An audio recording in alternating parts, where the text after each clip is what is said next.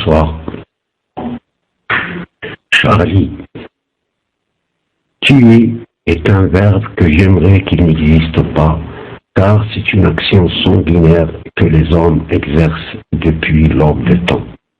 Cet acte, qu'on l'appelle comme on veut, terrorisme, assassinat, meurtre, etc., est condamné d'office par toutes les religions et tous les préceptes connus. La mort a encore frappé en France et c'est déplorable.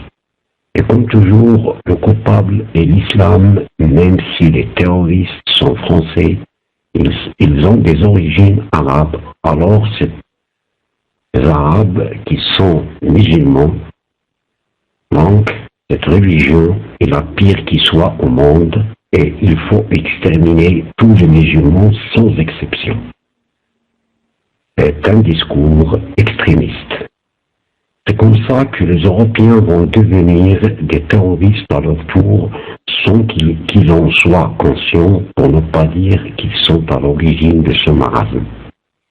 Mais ce qu'on oublie, c'est que Charlie Hebdo a fait des caricatures sur la quasi-totalité des prophètes, la quasi-totalité des religions. Alors pourquoi on accuse les musulmans et pas les juifs ou les chrétiens ou les autres? La réponse est nette. L'islam est la seule entité idéologique capable de contrer l'envie inassouvi de l'Occident d'étendre sa suprématie sur le monde entier. C'est l'entité idéologique capable de rivaliser avec la démocratie à l'européenne, avec la civilisation européenne. Donc c'est la guerre des civilisations. On utilise ces dessins comme prétexte pour déclencher plus de guerre et plus de haine à travers le monde musulman. Car même si cet attentat n'est pas connu par des musulmans, il le sera par les services de renseignement même des pays concernés afin d'accuser l'islam. De cette façon de voir, on peut dire que Charlie Hebdo est tombé dans le piège tendu où elle a participé à l'élaboration de cette machination abominable et qui ne mènera à rien sauf à tuer, encore tuer. L'attentat en lui-même est certainement fabriqué telle une fiction de Hollywood, répertorié comme terrorisme, intégrisme islamiste et antisémitisme.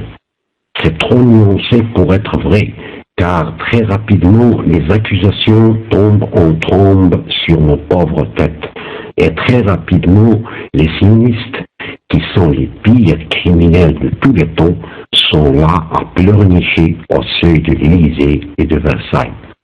Et voilà, que les Français ne soient pas surpris si demain leur État envoie leurs fils tuer ou se faire tuer au nom du disque 33 tours défendre la démocratie.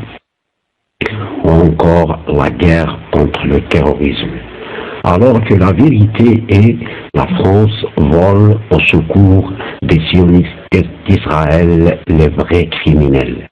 Le pauvre peuple français est mené par le bout de son nez par ses responsables qui sont eux aussi menés par le bout de leur nez par les sionistes politiques qui essayent de lui faire avaler toutes sortes de couleuvres.